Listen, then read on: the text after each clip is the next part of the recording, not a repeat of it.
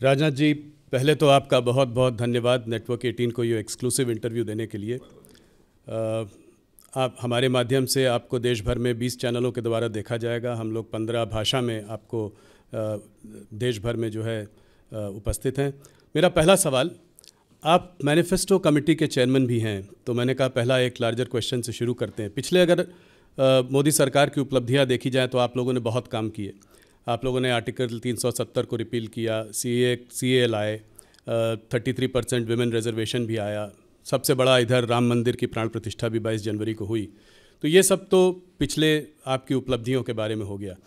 अब के मैनिफेस्टो में सबसे बड़ी चीज़ें आप क्या लेकर आएंगे? वैसे इस बार के मैनिफेस्टो का जहाँ तक प्रश्न है, जब वो रिलीज़ होगा उस समय मैं समझता हूँ सारे देश को जानकारी हो जाएगी।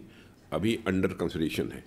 अब सारी चीज़ें लगभग पूरी होने की हद तक पहुंच गई हैं और हमारा, मैं समझता हूं कि आज के 7-8 दिन के बाद ही हम लोग अपना मैनिफेस्टो रिलीज़ करेंगे।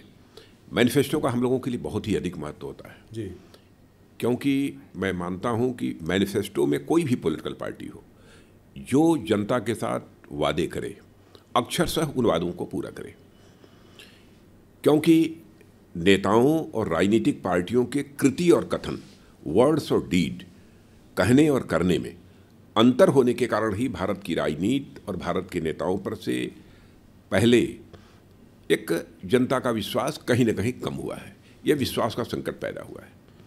भारतीय जनता पार्टी हिंदुस्तान की एक अकेली राजनीतिक पार्टी है जिसने भारत की राजनीति में पैदा हुई इस विश्वास के संकट को चुनौती के रूप में स्वीकार किया है। आपने देखा होगा कि इसके पहले जो भी इलेक्शन मैनिफेस्टो में, चाहे 2014 में अथवा 2019 में, जो भी हम लोगों ने कहा उसका अक्षरशः पालन किया है। और इस बार भी मैं देश को आश्वस्त करना चाहता हूं आपके माध्यम से, राहुल जी, इस बार भी मैनिफेस्टो में हम जो कहेंगे अक्षरशः हम उसका पालन करेंगे। तो इस बार चर्चा में मैं शुरुआत करता हूं। पहले इस बार चर्चा में बहुत रहा है वन नेशन वन पोल, तो क्या ये मैनिफेस्टो में होगा? क्या 2029 में हमारा देश जो है वन नेशन वन पोल की ओर बढ़ रहा है? आपका पर्सनल मत भी मैं जानना चाहता हूँ। मेरा व्यक्तिगत मत यदि जानना चाहते हैं ना, मेरा व्यक्तिगत मत यह है कि यह होना चाहिए, वन नेशन वन पोल होना चाहिए। स्वाभाविक इससे खर्च भी कम होगा जी, समय की बचत होगी स्वाभाविक रूप से। और मैं समझता हूँ कि इस प्रकार के विचार पहले भी बहुत सारे स्कॉलर्स के द्वारा जो है समय समय पर व्यक्त किए गए हैं। सवाल यह दिशा में एक प्रयास है जी। टाइमलाइन क्या है? 2029 में हो पाएगा? हम लोग सुन रहे थे कि शायद जो है जो चुनाव जो है 2027-28 के बाद होंगे, वो उनको एक्सटेंशन मिल जाएगा। उसके पहले वाले जो हैं वो दोबारा होंगे, पर फिर से दोबारा 2029 में सब साथ होगा। समय के बारे में तो मैं नहीं कहना चाहूँगा, लेकिन व्यक्तिगत यदि मेरी इच्छा यदि आप पूछें तो मैं चाहूँगा कि जल्द से जल्द, जब भी हमारी तैयारी पूरी हो जाती है, हमें वन नेशन वन इलेक्शन का यह सिलसिला प्रारंभ करना चाहिए। और जहाँ तक आपने मैनिफेस्टो की बात पूछी, तो इलेक्शन मैनिफेस्टो में क्या आएगा क्या नहीं आएगा इसके बारे में इस समय नहीं बतला पाऊंगा, क्योंकि एक सामान्यतः ये परंपरा रही है कि इलेक्शन मैनिफेस्टो जब तैयार हो रहा होता है तो उसमें क्या क्या मुद्दे हैं इसको हम पब्लिक नहीं करते हैं। जी। जब उसकी वो रिलीज़ होता है मैनिफेस्टो, उस समय देश को जानकारी होती है इसकी। यूनिफॉर्म सिविल कोड के बारे में तो आप बहुत पहले से कह रहे हैं, आप लोगों ने इस बार उत्तराखंड में उसको लागू भी किया है। तो क्या कहते, अगले थर्ड टर्म में अगर मोदी जी का थर्ड टर्म आता है तो क्या यूनिफॉर्म सिविल कोड को नेशनल रोल आउट करेंगे? नेशनली आप लोग रोल आउट करेंगे?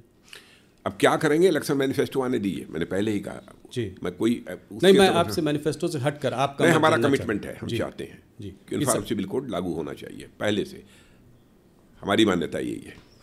तो इसका मतलब जैसे कि ऑपोजिशन वाले कहते हैं, लेकिन बहुत सारे जो है विरोध पक्ष के लोग अनावश्यक इसको एक जाति, पंथ अथवा धर्म के आधार पर इस प्रश्न को उछालने की कोशिश करते हैं। जी, कहते हैं कि क्या मुसलमानों को शरिया और हदीस के हिसाब से जीने का कोई हक नहीं है? नहीं, सब अपने अपने हिसाब से जो जिए। यूनिफॉर्म सिविल कोड आने से मैं समझता हूँ किसी को कोई आपत्ति नहीं होनी चाहिए, और किसी की जो फेथ है, किसी का जो विश्वास है, उस पर किसी अथवा जिसके जो ट्रेडिशंस हैं उस पर कोई इससे चोट नहीं पहुंचने वाली है। जी। CAA पहली बार आप जब होम मिनिस्टर थे तब आया था, पारित भी हो गया था, उसके बाद फिर वापस जो है दोबारा आप लोग लाए, और इस बार जब CAA की बात कर रहे हैं, जब रूल्स नोटिफाई हुए हैं, तो पहली बार बहुत इसका देश वेश में काफ़ी खिलाफ लोग इसके प्रदर्शन भी हुए थे। इस बार इतना कुछ हुआ नहीं, तो क्या आपको लगता है लोगों की अब ये समझ में आ रहा है ये इसको आप लोग अब आगे बढ़ा पाएंगे? देखिए, मैं समझता हूँ कि सबसे बड़ा संकट यदि विपक्ष के पास है तो सबसे बड़ा संकट है उनके पास मुद्दों का अकाल है जी। और उनके पास ऐसे एजेंडा आइटम्स नहीं हैं ताकि जनता को विश्वास दिला सकें, भरोसा दिला सकें कि हमारी सरकार बनेगी तो हम ये करेंगे। और उन सारी राजनीतिक पार्टियों को लेकर आम जनता में एक विश्वास का संकट भी है, लोग उनकी बातों पर भरोसा भी नहीं करते। अब इसको लेकर तरह तरह की गलतफहमी पैदा करने की कोशिश जो है विपक्ष के द्वारा की गई है, लेकिन मैं विश्वास के साथ कह सकता हूँ कि इस सिटीजनशिप अमेंडमेंट एक्ट के कारण किसी की नागरिकता समाप्त नहीं होने जा रही है।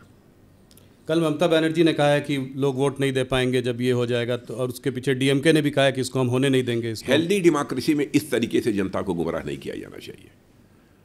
और मैं समझता हूँ ममता जी को भी जानकारी होगी इस सच्चाई की कि इस नागरिकता कानून यानी सिटीजनशिप अमेंडमेंट एक्ट के कारण किसी की नागरिकता जाने वाली नहीं है जी।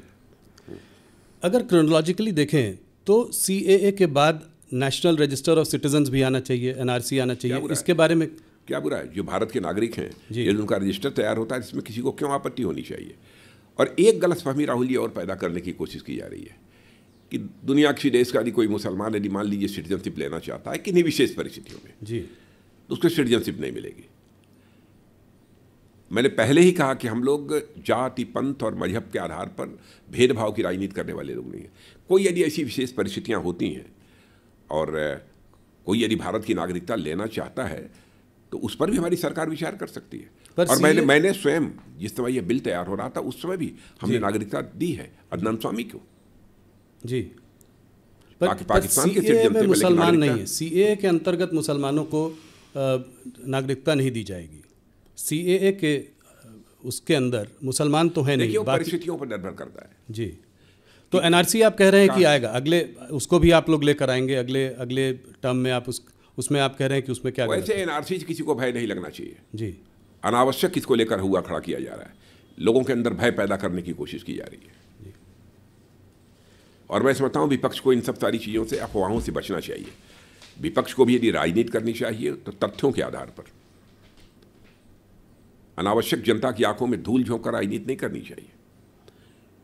विपक्ष के अंदर भी वह दमखम होना चाहिए कि यदि राजनीति करनी है तो जनता की आंखों में धूल झोंक कर राजनीति न करें, बल्कि जनता की आंखों में आंख डालकर राजनीति करें। जी, बड़ा बयान है आपका। मंदिर वहीं बनाएंगे, आपका बहुत बड़ा बयान था, बहुत बड़ी आपकी प्रॉमिस थी जो आपने जनता के सामने जो करके दिखाया। एक और आपका नारा था, एक और आपका नारा है कि अभी तो ये झांकी है, मथुरा काशी बाकी है।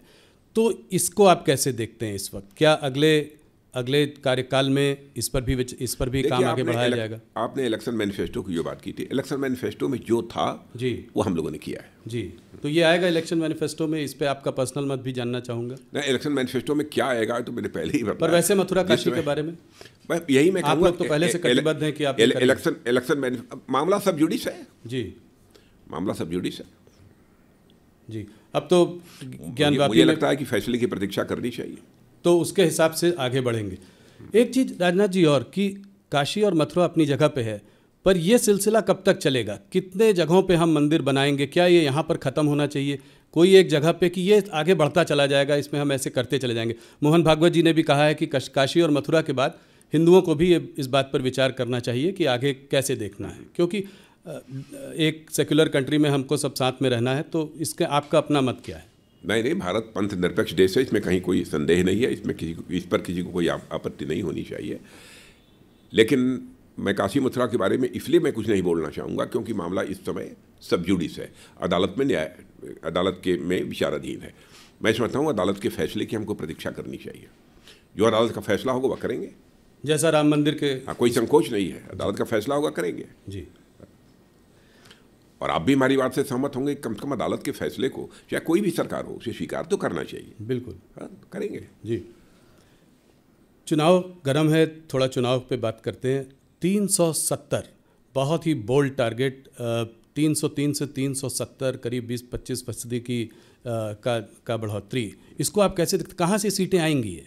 मैं पूरी तरह से कॉन्फिडेंट हूँ कि 370 का भारतीय जनता पार्टी की सीटों के संबंध में कह रहा हूँ, जो 370 सीटों पर भारतीय जनता पार्टी को विजय प्राप्त होगी, इसके संबंध में कहीं पर कोई शंका नहीं है। हम पूरी तरह से आश्वस्त हैं। और एनडीए को 400 पार। नहीं, ये तो बहुत बड़ा नंबर है। क्या और ये इस आधार पर कह रहे हैं जी कि जनता का जिस तरीके से विश्वास हम लोगों को प्राप्त हो रहा है, भारतीय जनता पार्टी, एनडीए और हमारे प्रधानमंत्री मोदी जी को जिस तरीके से प्राप्त हुआ है, उस आधार पर हम लोग पूरी तरह से आश्वस्त हैं कि भारतीय जनता पार्टी को 370 सीटों पर विजय मिलेगी और एनडीए को का नंबर 400 से पार जाएगा।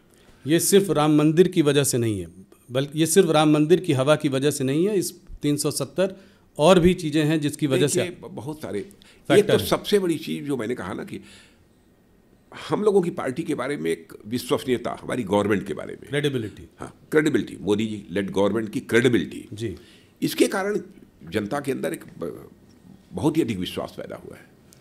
इस कारण लोगों का समर्थन हमको प्राप्त हो रहा है।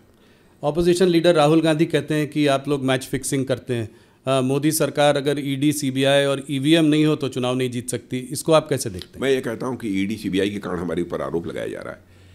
क्या करप्शन को रूट आउट करने के लिए किसी गवर्नमेंट को अपनी तरफ से प्रयास नहीं करना चाहिए? दूसरी चीज़, कोर्ट में वह जाते हैं, अदालत में जाते हैं और कहते हैं कि हमारे साथ नाइंसाफ़ी हुई है, हमारे साथ गलत हो रहा है, लेकिन कोर्ट के द्वारा उनको रिलीफ नहीं मिल रही है। आप स्वयं फैसला करिए कि कौन गलत है, कौन सही है। राजा जी, मैं इसी सवाल को आगे लेकर जाता हूँ। ईडी और सीबीआई पर विशेष इंटेलिजेंस एजेंसीज का जो इस्तेमाल हो रहा है, ऑपोजिशन कह रही है, वो सिर्फ ऑपोजिशन लीडर्स को हैरेस करने के लिए हो रहा है। वो कहते हैं कि ज़्यादातर इसमें ऑपोजिशन लीडर्स को ही हैरेस किया जाता है। यहाँ तक कि 2 मुख्यमंत्रियों को भी आपने जेल के सलाखों के पीछे भेज दिया है। अपोजिशन का यह आरोप पूरी तरह से तथ्यों से परे है, पूरी तरह से निराधार है। एजेंसी अपना काम कर रही हैं। करप्शन को हम रूट आउट करना चाहते हैं, न रूट आउट हो तो कम से कम मिनिमाइज तो हम करने चाहते हैं, हमारा ये एफर्ट है। और उसके लिए एजेंसी यदि अपना काम कर रही हैं और लगता है विपक्ष को एजेंसीज गलत काम कर रही हैं, गलत तरीके से लोगों को फंसाया जा रहा है, तो उसको लेकर वह कोर्ट भी जा रहे हैं। तो कोर्ट से उनको जो रिलीफ मिलनी चाहिए वो क्यों नहीं रिलीफ मिल रही है? क्या आप ये कह देंगे कि कोर्ट के ऊपर हम लोगों ने अपना प्रभाव जमा रखा है? इस तरीके से बेबुनियाद निराधार आरोप लगाने की कोशिश नहीं करनी चाहिए। अपने गिरेबान में झांक कर विपक्ष देखे क्यों ऐसा हो रहा है। लोग कह रहे हैं कि वैसे तो अपोजिशन साथ में एकजुट होकर सामने नहीं आ पा रहा था, इस मुद्दे को लेकर सब आपस में साथ में आ गए। अभी एक बड़ी भारी रैली भी की। क्या रैली हुई? तो ये भारत जोड़ो जो है, ये अपोजिशन जोड़ो या आपने करवा दिया है? नहीं, वो भी तो नहीं जुड़ रहे हैं। अभी भी आपको लगता है कि नहीं जुड़ पा रहे हैं? इसका चुनाव पर क्या असर पड़ेगा? आपको लगता है कि ये पार्टियां, हम लोग भी चाहते हैं स्वस्थ लोकतांत्रिक व्यवस्था में एक सकारात्मक सोच का एक प्रभावी प्रतिपक्ष होना चाहिए, लेकिन ये प्रतिपक्ष अपनी भूमिका निभा ही नहीं पा रहा है। जो प्रभावी भूमिका इनकी होनी चाहिए उसे नहीं कर पा रहे हैं। तो इसके लिए वे जिम्मेदार हैं। इसके लिए रिस्पॉन्सिबिलिटी हमारे ऊपर नहीं फिक्स की जानी चाहिए। ये मुख्यमंत्रियों की अरेस्ट को लेकर, केजरीवाल जी की अरेस्ट को लेकर यूनाइटेड नेशंस ने भी कहा है कि देश में चुनाव फ्री और फेयर होने चाहिए। हमारे देश में चुनाव फ्री और फेयर, इस पर आपकी क्या? नहीं, यूनाइटेड नेशन कौन होता है हमारे बारे में कहने वाला फ्री एंड फेयर होने चाहिए? क्या इसके पहले फ्री एंड फेयर इलेक्शंस नहीं हुए थे? 2019 में नहीं हुए थे? 2014 में नहीं हुए थे? मैं तो कहता हूँ उसके पहले भी फ्री एंड फेयर इलेक्शन हुए थे। ये कहाँ से बात आ गई? अच्छा, मान लिया कि एजेंसी ने गलत गिरफ्तार किया, चीफ मिनिस्टर को, डिप्टी चीफ मिनिस्टर, किसी को गिरफ्तार किया, तो कोर्ट के द्वारा राहत क्यों नहीं मिल पा रही है? कोर्ट के द्वारा उनको क्यों नहीं जमानत होती है? कोर्ट के द्वारा क्यों नहीं रिहा कर दिए जाते हैं? जी, काफ़ी सारे नेता जो हैं काफ़ी समय से जेल के पीछे हैं, मगर संजय सिंह को अभी जो है मैं 6 महीने के बाद। राहुल जी, आप ये बताइए जी, हम लोगों को क्या करना चाहिए जेल में? क्या करें इसके लिए? हमारी सरकार को क्या करना चाहिए? जो भी उनके ऊपर आरोप लगे हैं, हम कह दें कि सारे आरोप बेबुनियाद हैं, निराधार हैं। हम एजेंसीज के ऊपर प्रेशर बिल्डअप करें? क्या करना चाहिए हमको? वो कह रहे हैं कि टाइमिंग कुछ इलेक्शन के पहले ज़्यादा जो है कार्यवाही हो रही है ऑपोजिशन लीडर्स के इतनी जल्दी क्या थी, थोड़े दिन इलेक्शन तक रुक सकते आपको थे। भी जानकारी होगी, दिल्ली के मामले में लगभग वर्षों पहले से ही इसकी जांच चल रही है जी, और उसके परिणाम स्वरूप यह सब सारी चीज़ें हो रही हैं। और फिर से मैं अपनी बात को दोहराना चाहता हूँ, यदि एजेंसी ने गलत किया है, सरकार का कोई लेना देना नहीं, एजेंसी ने भी गलत किया है तो लोगों को कोर्ट से रिलीफ मिलनी चाहिए जी। यदि गलत आरोप चस्पा किए होंगे एजेंसी ने तो उन्हें राहत मिलनी चाहिए, लेकिन राहत भी नहीं मिल रही है अदालत। ज़्यादातर नेताओं को नहीं मिली है। संजय सिंह को राहत मिली है 6 महीने के बाद, ईडी ने अपना केस विड्रॉ कर लिया। क्या लगता है आपको इससे कुछ ऑपोजिशन को बूस्ट मिलेगा, सब एकजुट होकर फिर हल्ला करेंगे? हमारे पास इतना समय नहीं है कि हम इन सब चीज़ों का आकलन करेंगे, कितना उनको इसको बूस्ट मिलेगा, कितनी ताकत मिलेगी। इस समय एक सकारात्मक सोच के आधार पर हम अपने एनडीए को पूरी तरह से मजबूत बना रहे हैं और उसके आधार पर हम अपने लक्ष्य को हासिल करना चाहते हैं। राजा जी, एक सवाल इसी से जुड़ा हुआ, और ऑपोजिशन का मानना ये है, कहना ये है कि जो लीडर्स जो है पहले कांग्रेस में थे या कोई और पार्टी में थे, जब वो दल बदल कर बीजेपी में आ गए, ऐसे लीडर्स के खिलाफ जो है केसेस ड्रॉप कर दिए। इनफैक्ट अभी एक न्यूज़पेपर ने एक बड़ी रिपोर्ट भी छापी थी, उन्होंने कहा 25 लोगों ने जिन्होंने बीजेपी को ज्वाइन किया, उसमें से 23 लोगों के या तो केस को ठंडे बस्ते में डाल दिया है और या 2 लोगों के तो खिलाफ केस को ड्रॉप भी कर दिया। आप जानते हैं मैं किन लीडर्स की बात कर रहा हूं। कोई इंक्वायरी चलती रहती है तो उसमें बहुत सारे ऐसे भी मामले होते हैं जिनमें कि उसमें जिसको क्या करने क्लोजर रिपोर्ट जी, वह लगाने की आवश्यकता कभी पड़ती है, एजेंसीज को ही पड़ती है। ये जो उनके पास पूरे प्रमाण जी उपलब्ध नहीं हो पाते हैं तो कुछ केसों में किया होगा। पर आप ये कह रहे हैं कि जो बड़े लीडर्स जो आपके साथ आए हैं, अगर ज़रूरत पड़ेगी तो उनके अगेंस्ट केस खुले रहेंगे, ये चलते रहेंगे? एजेंसीज को जो अपना काम करना है एजेंसीज करती रहेंगी। वो इंडिपेंडेंट, बिल्कुल इंडिपेंडेंट है, उनके ऊपर हम लोगों का कोई दबाव नहीं है। सरकार का कोई दबाव नहीं? कोई दबाव नहीं और ना हम दबाव डालेंगे। जी। अब राहुल गांधी और ऑपोजिशन वाइट वॉशिंग की बात करते रहते हैं कि ये सब जब जैसे ही दल बदल के बीजेपी के पास वापस जाते हैं तो केस ड्रॉप हो जाते हैं। देखिए, राहुल गांधी को सच्चाई को भी समझना चाहिए। उनकी भी सरकारें पहले रही हैं इस आज़ाद भारत में। शायद ही ऐसी कोई सरकार रही हो जिस सरकार के ऊपर, कांग्रेस की सरकार के ऊपर भ्रष्टाचार के आरोप न लगे हों, कांग्रेस अथवा यूपीए जी, जिस पर भ्रष्टाचार के आरोप न लगे हों। सरकारें तो ऐसी भी रही हैं जिसमें कि मंत्रियों पर लगे भ्रष्टाचार के आरोपों के कारण लोगों मंत्रियों को जेल की हवा खानी पड़ी है जी। लेकिन 10 वर्षों का समय गुजर गया हमारी सरकार को काम करते हुए मोदी जी के नेतृत्व में। यही विपक्ष एक भी आरोप हमारी सरकार के ऊपर नहीं लगा पाया। जी। तो उनकी सरकारों में हमारी सरकारों में सबसे बड़ा अंतर यह है। राजा जी, एक दूसरा गर्म मुद्दा इस चुनावों के पहले वो है इलेक्टोरल बॉन्ड्स का मुद्दा, जिसको कि सुप्रीम कोर्ट ने अनकॉन्स्टिट्यूशनल बताया। तो आपका मैं पर्सनल मत जानना चाहता हूं कि आप लोगों ने जब ये इंट्रोड्यूस किया था तो क्या सोचकर किया था? इससे क्या ब्लैक मनी जो है वापस सर्कुलेशन में ज़्यादा आएगा, और आने वाले समय पर आप लोगों की सरकार की जब थर्ड टर्म आएगा तो क्या प्रतिक्रिया रहेगी, कुछ इस पर आप एक्शन लेंगे? राहुल जी, यदि कोई किसी पार्टी को चुनाव देता है, इसकी जानकारी भी हो जाती है तो क्या आपत्ति है? यह बुरी बात है? नहीं, जब आप लोग लाए थे तो ये था कि डोनर का नाम बाहर नहीं आएगा, आज डोनर के नाम बाहर आ गए। डोनर के नाम बाहर आ गए जी। तो नहीं, क्या कैश जनरेशन ज़्यादा होगा, अब लोग जो है कैश देंगे। अब देखिए, भविष्य बतलाएगा कि हम लोगों ने जो ये स्कीम लागू की थी, बाढ़ की स्कीम, वो कितनी सही थी, ये समय बतलाएगा। तो आपका पर्सनल मानना क्या है कि इससे ये आपने जब सोचा था तब आप लोगों ने यही कहा था कि इससे ब्लैक मनी जो है, जो ज़्यादा है, वो एक ट्रांसपेरेंट जिस हद तक पॉसिबल है ट्रांसपेरेंट प्रोसेस आपने डालने की कोशिश की थी। यह भी एक हमारी सोच थी जी। और दूसरी चीज़ ये बताइए, मैं आपसे पूछना चाहता हूँ कि कहा जाता है कि इलेक्टोरल बॉन्ड किसका है, किस कंपनी के द्वारा दिया गया है, किस कैपिटलिस्ट के द्वारा दिया गया है, इसकी जानकारी होनी चाहिए। कल तो कोई यह भी कहेगा किसने किस पॉलिटिकल पार्टी को वोट दिया है, इसकी भी जानकारी दी जानी चाहिए। क्या इसे आप स्वीकार करेंगे? कोई भी देश जहां पर हेल्दी डेमोक्रेसी होगी इसको स्वीकार करेगा कि कोई अपना मत किस पॉलिटिकल पार्टी को दे रहा है, किस व्यक्ति को दे रहा है, इसका भी डिस्क्लोजर होना चाहिए। जी नहीं, ये स्वीकार नहीं करेगा, मगर ये मुद्दा थोड़ा अलग है इस मायने में कि लोगों का ये मानना है कि ऐसा भी हो सकता है, जो कि ऑपोजिशन कह भी रहा है कि करीब 4,000 करोड़ रुपए इलेक्टोरल बॉन्ड जो खरीदे गए, वो रेड्स होने के बाद 14 कंपनीज पर रेड हुआ, रेड होने के तुरंत बाद इलेक्टोरल बॉन्ड्स खरीदे गए। तो ये एक तरीके से, जिसको कि ऑपोजिशन कह रहा है, राहुल गांधी हफ्ता वसूली कह रहा है, कोई कह रहा है चंदा लेने का तरीका है, हालांकि उनको भी मिला। ये मतलब मान लिया यदि हो एक दो, मुझे जानकारी नहीं है लेकिन आप ये कह रहे हैं तो मैं मान लेता हूँ जी। लेकिन क्या ये कर देने के कारण उनके केसेज बंद हो गए?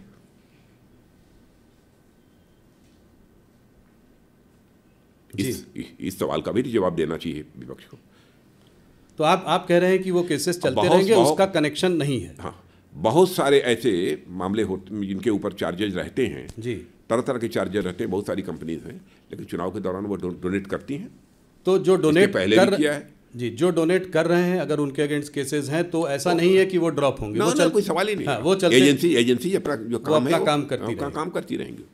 पर कनेक्शन है इस पर कि कनेक्शन है कि रेड्स होती हैं, उसके बाद चंदा आता है, उसके बाद इलेक्टोरल बॉन्ड आते हैं जिसको ऑपरेशन चंदा बोलते हैं। इस दृष्टि से उसे नहीं देखा जाना चाहिए, इसका उससे कोई कनेक्शन नहीं है जी। इससे हटकर दूसरे मुद्दों पे आते हैं। भारतीय जनता पार्टी हरदम कहती है, आप लोग कहते हैं कि आप पार्टी विद अ डिफरेंस हैं, आप अलग हैं। जैसा आपने भी कहा, आपकी कृति और कथन में जो है जो आप कहते हैं वो आप करते हैं, क्रेडिबिलिटी। इसके बावजूद देखा यह जा रहा है कि आपने तमाम नेताओं को दूसरी पार्टी से अपनी पार्टी में शामिल किया है, उनको अट्रैक्ट किया है। कुछ लोगों के ट्रैक रिकॉर्ड भी शायद इतने अच्छे न रहे हों, कुछ परिवारवादी पार्टी भी हैं कुछ स्टेट्स में जिनको आप उसके हरदम खिलाफ रहे हैं। इसको आप कैसे देखते हैं? ये एक्सोडस जो कांग्रेस से बीजेपी में हो रहा है या अन्य पार्टियों से जो लोग शामिल हो रहे हैं बीजेपी में, इसको आप कैसे देखते हैं? क्या इसमें आपके कार्यकर्ता में भी रोष है? हमारे कार्यकर्ताओं में कोई रोष नहीं है। इसे तो कम से कम स्वीकार करेंगे कि हमारी पार्टी की विश्वसनीयता, हमारी पार्टी की साख ये बड़ी है जी। और स्वाभाविक रूप से दूसरे राजनीतिक पार्टियों के लोग भी हमारी भारतीय जनता पार्टी की सदस्यता स्वीकार करने के लिए उत्सुक हैं। तो इसे तो सचमुच सकारात्मक नजरिए से देखा जाना चाहिए। जी, जो पार्टी जीत रही है, जो पार्टी पावर में है, उसको तो हर आदमी ज्वाइन करना चाहता है, मगर आप लोग एक फिल्टर लगाते हैं कि इसको लेंगे, इसको नहीं लेंगे। ऐसा नहीं है। लंबे समय तक हम लोग विपक्ष में काम करते रहे और कांग्रेस लंबे समय तक सत्ता में थी इस देश में जी, लेकिन हम लोगों ने तो नहीं कांग्रेस ज्वाइन किया। इन राजनीतिक पार्टियों को भी इंट्रोस्पेक्ट करना चाहिए जो इस प्रकार के आरोप लगा रही हैं कि ऐसा क्यों हो रहा है। उनको अपना आत्मनिरीक्षण करना चाहिए। केवल आरोप के लिए आरोप नहीं लगाए जाने चाहिए जी, आरोपों के पीछे भी तथ्य होने चाहिए जी। राजन जी, एक और मुद्दा जो कि पिछले 4-5 सालों में रहा है और वो है एक फार्मर एजिटेशन का मुद्दा। पहले आप फार्मर के लिए एक नया कानून लेकर आए, फिर आपने उस कानून को विड्रॉ किया। अभी हाल फिलहाल फिर प्रदर्शन हो रहे हैं, फार्मर एजिटेशन हो रहा है। तो ये बीजेपी जो है फार्मर्स को, किसानों को, और आप तो खैर किसान परिवार से आते हैं, तो अपना जो ये कम्युनिकेशन कुछ गैप हो रहा है कि आप अपनी बात जो है उनके सामने ठीक से रख नहीं पा रहे हैं। वो समझ जो फार्मर से संबंधित बिल था जो विड्रॉ करना पड़ा जी, मैंने हम लोगों को भी लगा कि शायद हम उनके हित के लिए ले आए थे जी, ये किसानों के हित में था, लेकिन शायद जिस तरीके से उन्हें कम्युनिकेट किया जाना चाहिए था, जिस तरीके से ये बात उन तक पहुंच जानी चाहिए थी, शायद नहीं पहुंच पाई जी। क्योंकि बहुत लोगों का मानना है कि बोल्ड रिफॉर्म था। हाँ, बहुत लोगों का मानना है बोल्ड रिफॉर्म था, फार्मर्स के लिए बहुत अच्छा था, मगर उसके बावजूद उसको हटाना पड़ा। और तो वही ना, समझा नहीं पाए। शायद उसके लिए और समय चाहिए था ताकि हम किसानों को समझा पाते, उनके साथ और डायलॉग की ज़रूरत थी। शायद वो खुद भी समझ जाते। हो सकता है भविष्य में वही किसान ये मांग करें कि जो बिल वापस लिए गए थे उन बिलों को प्रभावी किया जाना चाहिए। तो आप लोग उनसे इस बारे में बात करने की, उनको समझाने की कोशिश जारी रखेंगे? देखिए, हम लोगों की बात तो बराबर किसानों से होती रहती है। अभी पंजाब के कुछ किसानों ने जो आंदोलन किया था, आपने देखा होगा, 3 मंत्री हमारे बराबर उनसे संवाद करने के लिए पंजाब में जा रहे थे, बराबर गए जी, और 4-4, 6-6 घंटे तक बातचीत की जी। हम इस देश के किसानों के साथ अपना संवाद नहीं तोड़ना चाहेंगे। तो आपके लिए क्या मैसेज है? किसानों का हित हमारे लिए सर्वोपरि है जी। आपसे सुनना चाहूँगा कि आप क्या कहना चाहते हैं देश के किसानों को? देश के किसानों को मैं यही कहना चाहता हूँ कि देश के किसानों की आमदनी बढ़े जी, उनको उनकी फसल की उचित कीमत मिले जी। ये हमारी सरकार की सोच है। फार्मर इनकम को डबल करने की जो बात करते थे वो वैसे ही चालू है। बिल्कुल, फार्मर इनकम को जो डबल करने का जो हम लोगों का संकल्प है वह काफ़ी हद तक पूरा हुआ है, आगे और पूरा होगा। राजनाथ जी, आप देखते होंगे प्रधानमंत्री किसान सम्मान निधि के अंतर्गत जी जी किसानों को असिस्ट करने के लिए, ताकि अपनी फसल यदि वह कुछ उगाना चाहते हैं अथवा कोई नई फसल डालते हैं तो उसमें बहुत सारी फर्टिलाइजर की ज़रूरत होती है, पानी की ज़रूरत होती है, कीटनाशक दवाओं की ज़रूरत होती है। कहीं ऐसा ना हो कि पैसे के अभाव में यह सब सारे काम वह न कर सकें जी, ये दवाएं, खाद, यह सब न खरीद सके। इसलिए प्रधानमंत्री किसान सम्मान निधि के अंतर्गत 6,000 रुपया प्रतिवर्ष किसानों को हमारे प्रधानमंत्री जी मुहैया भी कराते हैं। जी, 370 का बोल्ड टारगेट है आपके सामने। इस बार आप लोगों को बड़ी उम्मीद है कि साउथ इंडिया से जो है वहाँ से आपके पास काफ़ी सीटें आएंगी। तो पिछली बार लगभग 130 सीटों में आपके पास कुछ 29 सीटें थी, उसमें से 25 कर्नाटका से आई थी, 4 तेलंगाना से। इस बार आप इसको कैसे बदलते देख रहे हैं? कहाँ से और सीटें आएंगी? नहीं, कर्नाटक का तो मान लीजिए 28 के 28 सीटों पर भारतीय जनता 28 से 28। अभी कुछ ही महीनों पहले आप बुरी तरीके से चुनाव हारे हैं वहाँ पे विधानसभा। मैं कह रहा हूँ विधानसभा के चुनाव, लोकसभा के चुनाव की बात छोड़िए जी, बहुत सारे ऐसे राज्य हैं जहाँ पर कि विधानसभा के चुनाव में कांग्रेस को कामयाबी हासिल हुई थी, लेकिन भारतीय जनता पार्टी ने पिछले चुनाव में वहाँ पर लोकसभा के चुनाव में स्वीप किया। कर्नाटका में आप 28 से 28 तो दे रहे हैं, मगर अंदर इंट्रा पार्टी आपकी काफ़ी लड़ाई झगड़ा मनमुटाव चल रहा है। उसके बावजूद आप कह रहे हैं कि सारी सीटें आप लेकर आएंगे। वहीं पर कोई लड़ाई झगड़े नहीं है, और इस बार तो जेडीएस के साथ समझौता भी है। हमारी ताकत पहले से भी कर्नाटक में बढ़ी है। तो 28 में 28। तमिलनाडु केरला यहाँ पे अकाउंट खुलेगा आपका? अकाउंट ही नहीं खुलेगा, बल्कि अच्छे खासी संख्या में हम सीटों पर विजय भी प्राप्त करेंगे। कहाँ? तमिलनाडु में? तमिलनाडु में करेंगे इस बार। और रिजल्ट आने के बाद फिर राहुल जी मिलेंगे हम लोग। नहीं, जरूर मिलेंगे। पर कितनी सीटें देते हैं आप यहाँ पे तमिलनाडु में, खास करके कितनी सीटें? नंबर ऑफ सीट्स के बारे में तो मैं नहीं कहूँगा जी, लेकिन ठीक ठाक मिलेंगी। जहाँ बिल्कुल हमको शून्य मिलती थी पहले, इस बार तमिलनाडु में हमको विजय प्राप्त होगी। क्योंकि एग्जैक्टली ये बतलाना कि इतने सीटों पर हमको विजय प्राप्त होगी। केरला में भी अकाउंट खुलेगा? हाँ, बिल्कुल खुलेगा। इस बार कोई ऐसी स्टेट नहीं होगी जी जहाँ पर कि हमारा अकाउंट न खुले, और अकाउंट खुलने की बात तो दूर, हम अच्छी खासी सीटों पर विजय भी प्राप्त कर सकते हैं। तो 130 में से बड़ी पिक्चर, अगर बिग पिक्चर देखें तो 130 में से आपको कितने सीटों की बढ़ोतरी दिख रही है साउथ से? देखिए, नंबर ऑफ सीट्स के बारे में तो मैं नहीं कहूँगा। अच्छी खासी सीटों पर विजय प्राप्त होगी, ताकि हम अपना टारगेट, हमारा जो 370 का है जी, उस 370 के टारगेट को हम अचीव कर सकें, और एनडीए के 400 पार का जो हमारा टारगेट है, हम उस टारगेट को अचीव कर सकें। चलिए नॉर्थ की ओर चलते हैं। पर जिससे पहले कि मैं स्टेट्स पर आऊँ, आप खुद लखनऊ से लड़ रहे हैं, जिससे पहले कि मैं स्टेट्स पर आऊँ उससे पहले एक मुद्दा और वो है अभी इधर हाल में मुख्तार अंसारी की मौत का मुद्दा। उनकी फैमिली कह रही है कि उनको जो है पॉइजन किया गया, उनको जहर देकर मार दिया गया। इस पर आपका क्या मत है? आप क्या कहना चाहेंगे? इस संबंध में मैं समझता हूँ मजिस्ट्रियल इंक्वायरी बैठी थी, उसकी रिपोर्ट आ जाएगी, स्थिति साफ हो जाएगी। पर आप क्या मानते हैं कि ऐसा हो सकता? कदापि ये किसी भी सूरत में संभव नहीं हो सकता। पूरी तरह से बेबुनियाद निराधार आरोप है। हम लोगों ने एक चीज़ और देखी इसके पहले, अतीक अहमद और उसके भाई अशरफ माफिया डॉन्स थे ये लोग। इनको जो है सरेआम कैमरा के सामने कुछ 3 लोगों ने आकर मार दिया। ऑपोजिशन का कहना है कि ये सब चीज़ें ये दिखाती हैं कि ये स्टेट स्पॉन्सर्ड किलिंग्स हैं। ये सब तो गैंग्स आपस में लड़ते ही रहते हैं। आप तो वैसे भी देखते हैं जी, चले जाइए कहीं पर भी, सभी जगह 1, 2, 3 गैंग्स होते हैं। सबके इंटरेस्ट एक दूसरे से क्लैश करते रहते हैं, और एक दूसरे से टकराते रहते हैं, एक दूसरे की हत्या करते रहते हैं। तो इसको आप स्टेट स्पॉन्सर्ड या कोई इनकाउंटर किलिंग वगैरह का कोई बढ़ावा नहीं मिल रहा है? नहीं, स्टेट स्पॉन्सर्ड तो हो ही नहीं सकता, इसकी कल्पना भी नहीं की जा सकती जी। तो यूपी में इस तरह की चीज़ आप नहीं देख रहे हैं? आप देख रहे हैं कि वहाँ नहीं। इसका कोई चुनाव पे असर पड़ेगा? यूपी में कह सकता हूँ, यूपी के मुख्यमंत्री श्री योगी आदित्यनाथ जी बखूबी वहाँ की सरकार को चला रहे हैं, और उत्तर प्रदेश में जिस प्रकार की चुस्त दुरुस्त कानून व्यवस्था इस समय है, इसके पहले कभी नहीं रही है। और इन सब चीज़ों से चुनाव पर पोलराइजेशन वगैरह इसका कोई असर आएगा? पोलराइजेशन की पॉलिटिक्स हम लोग करते ही नहीं है। हम लोग तो इंसाफ और इंसानियत की राजनीति करते हैं। जस्टिस एंड ह्यूमैनिटी, ये हमारी राजनीति का आधार है। उत्तर प्रदेश की क्योंकि बात हो रही है तो वहाँ पे आपका जानना चाहूँगा, क्या आप 2014 का रिकॉर्ड तोड़ेंगे? 71 बीजेपी, 73 एनडीए। नहीं, इस बार 80 आउट ऑफ 80। 80 out of 80? और क्या? इसका मतलब अमेठी, रायबरेली, अमेठी में तो पहले ही हारे, रायबरेली, कन्नौज, आजमगढ़, मैनपुरी, सब जगह जीतेंगे। अब देखिए, रायबरेली से कौन चुनाव लड़ता था अभी तक? हाँ, अभी तक सोनिया गांधी लड़ती थी। हाँ, तो सोनिया जी तो राज्यसभा में आ गई जी। क्यों आई? तो आप कह रहे हैं कि रायबरेली में अकलेबंदी इशारा काफ़ी होता है, मैं समझता हूँ। रॉबर्ट वाड्रा कह रहे हैं वो अमेठी से चुनाव लड़ेंगे। उन्होंने अपनी इच्छा व्यक्त की। जाए अमेठी लड़े, कोई भी लड़ेगा, भारतीय जनता पार्टी से शिकस्त उसको खानी पड़ेगी।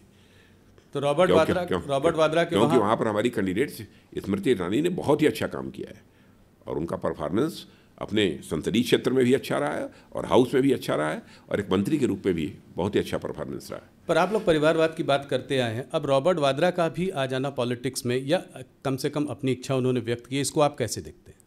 क्या कहना चाहेंगे आप? नहीं, वो करना चाहते हैं, आना चाहते हैं, आए, हम इस पर क्यों विचार करें? ये हमारे विचार का कहाँ तक विषय है? हमको अनावश्यक जो है उनके गिरेबान में झांक कर देखने की कोई जरूरत नहीं है। ये तो उनका फैसला है, कांग्रेस का, हम लोगों को फैसला नहीं करना है।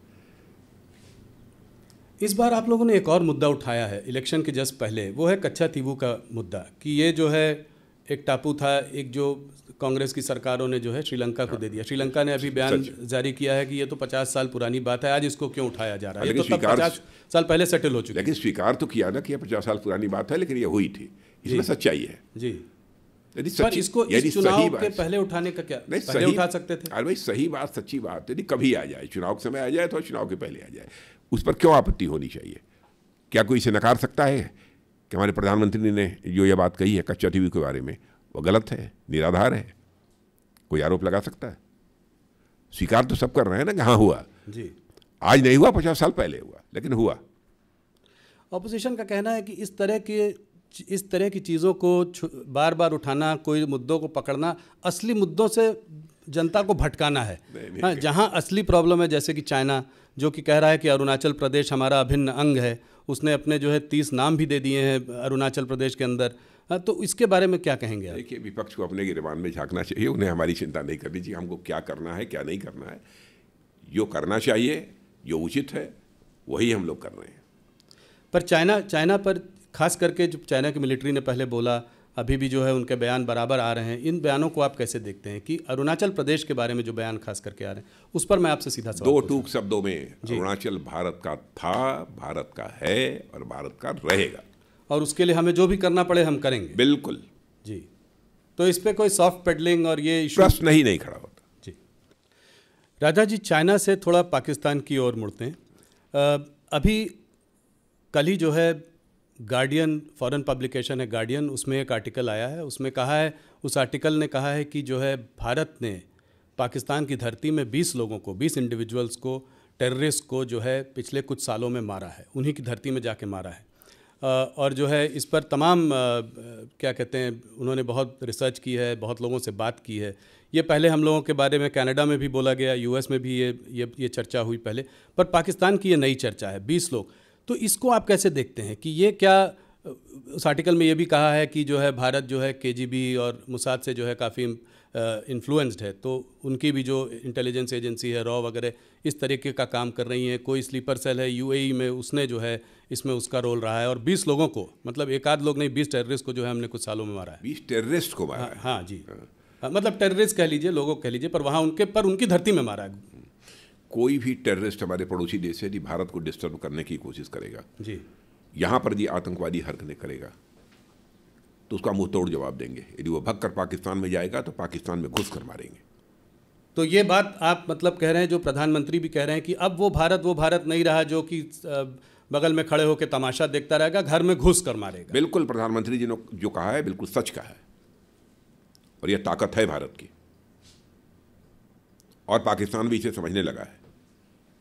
वैसे भारत बराबर अपने पड़ोसी देशों के साथ अच्छे रिश्ते बनाकर रखना चाहता है, चाहे कोई भी हमारा पड़ोसी देश है। और आज देखा होगा आपने, पास्ट हिस्ट्री उठाकर देखिए कि आज तक न तो हमने दुनिया के किसी देश पर कभी आक्रमण किया है, अथवा आक्रमण की कोई पहल की हो, कभी नहीं किया, और न तो दुनिया के किसी देश की 1 इंच जमीन पर हम लोगों ने कभी कब्जा करने की कोशिश की है। यह भारत का चरित्र रहा है जी।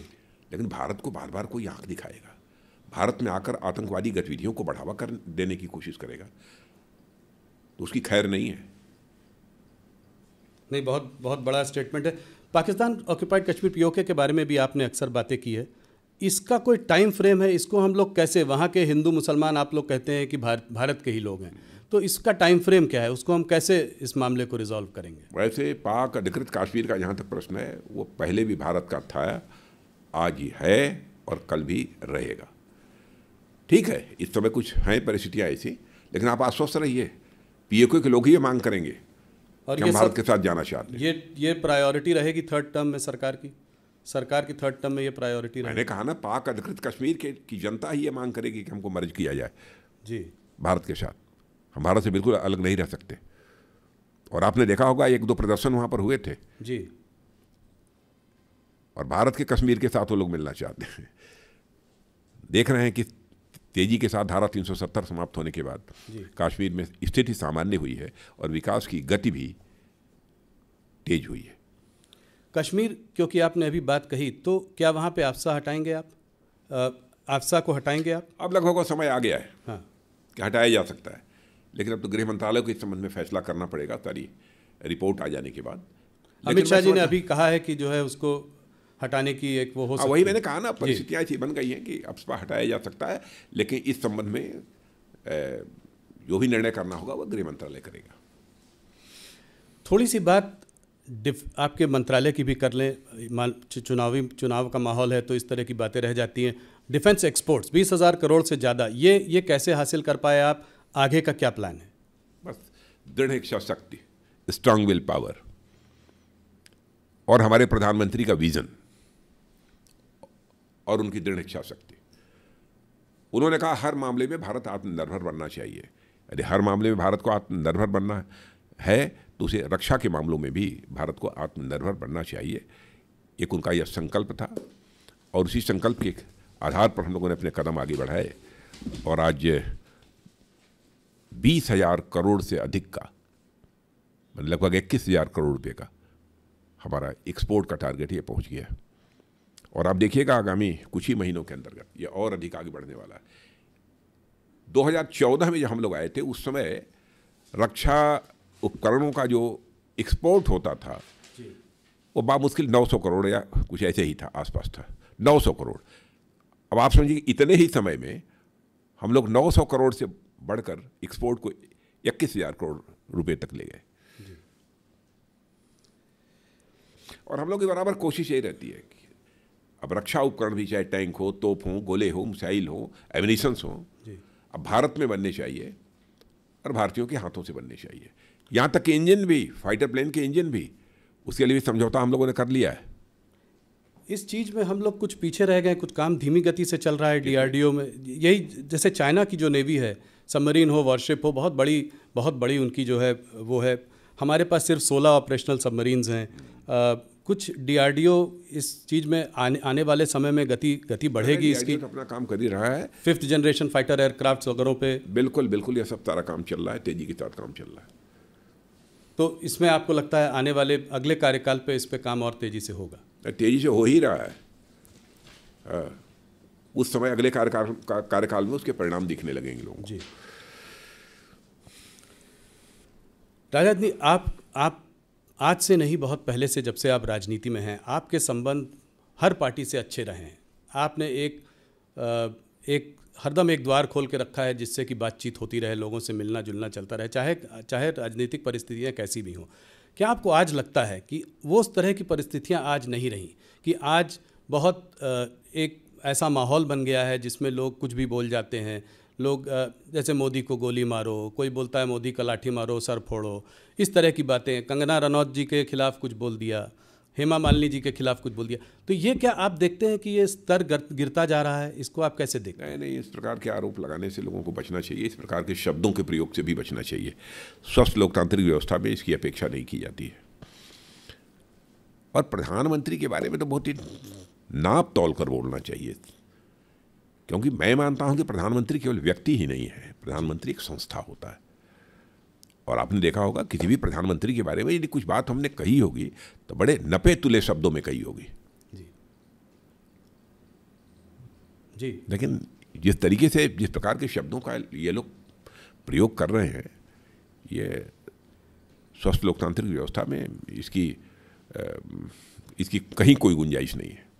राजनाथ जी, इस चुनाव में 3 और राज्य हैं जिनका एक अहम रोल होगा आपके इस नंबर को अचीव करने में, 370 जो आप कह रहे हैं, और वो हैं बिहार, महाराष्ट्र और बंगाल। तो एक एक करके बिहार पर आपकी समझ और आपकी पकड़ बहुत अच्छी है। पूरा आप सब में पूरा बोल दे रहे हैं, ऐसे कैसे मैं मान लूं?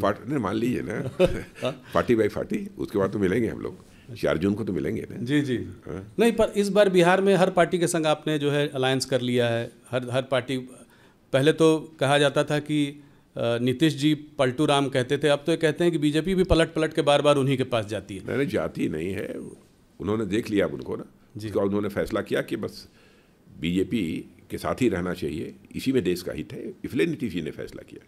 अब देखिए, नीतीश जी के बारे में जो कहना वो लोग कह देंगे, लेकिन इतनी बात सच है, उनके लंबे राजनीतिक जीवन में कभी भी कोई एक भी भ्रष्टाचार का आरोप उनके ऊपर नहीं लग पाया। ये बहुत बड़ी बात है। अरे वो हमारे साथ हैं तो ये तो सचमुच हम लोगों के लिए एक हर्ष का विषय है। पर 2014 के पहले से कभी मोदी जी के बारे में कुछ बोलते हैं, कभी पार्टी के बारे में कुछ और बोलते हैं, बदलते रहते हैं। फिर तो इस बार बदलने का सवाल नहीं। चलिए, तेजस्वी जी ने कहा है कि मोदी की गारंटी तो ठीक है, इस बात की गारंटी दे सकते हैं कि चाचा फिर पलटी नहीं मारेंगे। नहीं, उन्होंने तो खुद ही कहा है, नीतीश कुमार जी ने। जी हाँ। तो आपको उम्मीद होना था हो गया, अब जहाँ मैं आ गया हूँ यहीं रहूँगा।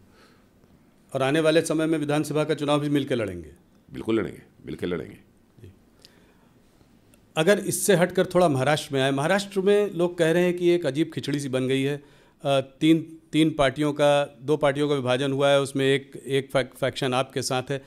तो इसमें 48 सीट, और पिछली बार आपके पास 41 सीटें थी। भारतीय जनता पार्टी अगर अपने अलग लड़ती तो भी अच्छा प्रदर्शन करती। तो हर बार आपको इतनी जोड़ तोड़ करने की ज़रूरत क्यों पड़ती है? कहीं कोई घबराहट की जो है यहाँ पे चुनाव में, लोकसभा के चुनाव में हमारी अच्छी परफॉर्मेंस नहीं होगी? यह प्रश्न तो उन लोगों से पूछा जाना चाहिए जिनकी पार्टियाँ टूटी हैं, चाहे वो शिवसेना हो, चाहे वो एनसीपी हो। वो लोग टूटते क्यों हैं? अब वो टूटेंगे और उनके लोग हमारे साथ पार्टी एक्टिवली तोड़ने में काम नहीं सर, ये सब अपराध नहीं करते हम लोग। वो लोग टूटते क्यों हैं? अब टूट कर कोई हमारे साथ जुड़ना चाहता था, हम कह देंगे हम आपको स्वीकार नहीं करेंगे। अच्छा, ये देखिए, जब जो लोग वहां से आए हैं उनके ऊपर कहते इनके ऊपर भी आरोप लगे थे पहले, तो आरोप लगे थे पहले, आज लोग कहते हैं। लेकिन जब उनकी पॉलिटिकल पार्टी में थे तो यही लोग ये कहते थे कि यह सरकार ने जानबूझकर इन्हें फंसा रखा है जी, ये पूरी तरह से निर्दोष हैं। तो उस समय का स्टेटमेंट ये है। अब भाजपा में आ गए तो स्टेटमेंट बदल गया कि वे दोषी हैं। अब उनके यहां जब थे तो दोषी नहीं थे, निर्दोष थे। ईडी सीबीआई ने जो भी कार्रवाई की वो गलत की। पर आप लोग का इंटरनल ये जो तीन लोगों का वो बन गया है, वो उसको आप कैसे मैनेज कर रहे हैं? अभी देखिए, वो एकनाथ खड़से जी को आप लोग वापस ले आए, जो कि बहुत दिनों तक बाहर बैठे हुए थे। अब वापस, हाँ अच्छा, चलिए, वो आ गए या आप ले आए वापस? उनको लाना पड़ा वापस, कह रहे हैं क्योंकि नॉर्थ महाराष्ट्र में थोड़ी सी सिचुएशन बीजेपी की थोड़ी ख़राब लग रही थी। पहली बार जब वो छोड़ कर गए तो फडणवीस जी से लड़ के गए थे। तो ये इतना सारा विरोधाभास कैसे संभालेंगे आप? मतलब देखिए, बहुत सारे ऐसे जागरूक नेता हैं जो मानते हैं कि 2047 तक हमारा भारत या विकसित भारत बनना चाहिए। जी, स्वाभाविक है, उनके मन के अंदर भी ललक होगी कि इसमें मैं भी कंट्रीब्यूट कर सकूं, इसमें मैं भी कुछ योगदान कर सकूं, इसलिए पार्टी के साथ जुड़ते हैं। आखिरी में बंगाल की बात करते हैं। बंगाल में आपको क्या लग रहा है? पिछली बार एक अच्छा प्रदर्शन था, 18 सीटें आई थी 40 में, 18 थी। उसके बाद आप विधानसभा का चुनाव हारे, जीत का माहौल बना हुआ था, मगर सिर्फ 77 सीटें ले आए। और इस बार क्या देख रहे हैं आप? आपको क्या लग रहा है? इतनी बात तो पक्की है कि पहले से अधिक सीटों पर विजय प्राप्त होगी। कितनी अधिक? अब कोशिश हमारी यह है कि 18 का 36 कर लें। दुगनी? हाँ, कोशिश तो यही है और विश्वास भी है जी, प्रयत्न भी है और विश्वास भी है। तो पहले आप, मुझे लगता है, नेता है जिन्होंने 36 का आंकड़ा दे दिया, बहुत बड़ा आंकड़ा दिया। हाँ जी, डबल करना ही चाहते हैं। अमित शाह जी भी 25 से कह रहे थे ऊपर आएगी। नहीं, उन्होंने कहा होगा, लेकिन मुझे लगता है कि टारगेट हम लोगों का तो 36 का है।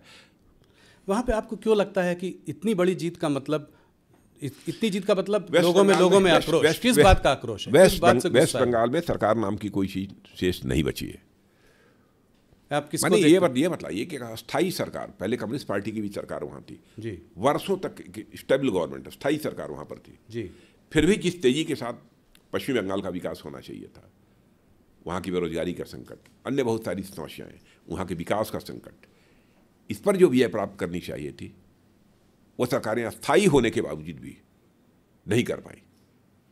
लोग इस सच्चाई को अब समझने लगे हैं कि सचमुच विकास यदि कोई राजनीतिक पार्टी कर सकती है तो भारतीय जनता पार्टी, कोई अलायंस यदि कर सकता है तो एनडीए कर सकता है। लोगों का यह विश्वास है और आज के प्रधानमंत्री मोदी जी ही कर सकते हैं, यह लोगों का विश्वास है। क्या संदेश खाली भी बड़ा फैक्टर है इसमें? संदेश खाली है बड़ा फैक्टर। लोग आहत हैं, और मैं समझता हूँ संदेश खाली जैसी जिस प्रकार की दुर्भाग्यपूर्ण घटना घटित हो रही थी और बिल्कुल चुप्पी साधे हुए वहाँ की राज्य सरकार बैठी थी, और आपने देखा होगा कोर्ट ने भी लताड़ा है जी राज्य सरकार को। जी राजा जी, आपने हमारे बहुत सारे सवालों का जवाब दिया। एक आध मैं पर्सनल सवाल आपसे पूछना चाहता हूँ। मैं अक्सर आपसे मिलता हूँ, आपसे बात भी होती है। आपको क्या लगता है कि डेस्टिनी का कितना बड़ा रोल होता है किसी की भी ज़िंदगी में, किसी की भी लाइफ में? क्या आप उस पर विश्वास करते हैं? आप तो फिज़िक्स के स्टूडेंट रहे हैं। मैं तो विश्वास करता हूँ। मैं फिजिक्स का स्टूडेंट भले ही रहा हूँ, लेकिन मैं विश्वास करता हूँ डेस्टिनी का भी एक महत्व होता है, लेकिन व्यक्ति को प्रयत्न करते रहना चाहिए। और कभी असफलता यदि मिल जाती है तो उसको लेकर बेचैन नहीं होना चाहिए, व्याकुल नहीं होना चाहिए, प्रयत्न बराबर करते रहना चाहिए। आपका राजनीतिक सफ़र बहुत लंबा, जिसमें आपने बहुत सारे आपके अचीवमेंट्स भी हैं। आने वाले 5 सालों में राजनाथ सिंह क्या करना चाहेंगे? ये मुझे नहीं मालूम है, पर आप कुछ अपने आप तो करना, आपकी अपनी पर्सनल इच्छा क्या है कि आप किस रोल में देखना चाहेंगे? मैंने हमारी कोई पर्सनल इच्छा नहीं है, बहुत किया है। पार्टी और हमारे प्रधानमंत्री जो भी भूमिका निर्धारित करेंगे वो करेंगे। राजनाथ जी, आपने हमसे बात करी, बहुत अच्छा लगा। आज आपकी तबीयत भी थोड़ी नासाज थी, आपसे मुलाकात हुई, उसके बावजूद आपने हमको इतना लंबे समय इंटरव्यू दिया और हमारे सारे प्रश्नों का जवाब दिया। आपका बहुत बहुत धन्यवाद, और आपको इलेक्शंस के लिए बहुत शुभकामनाएं। बहुत बहुत धन्यवाद राहुल जी, बहुत बहुत धन्यवाद।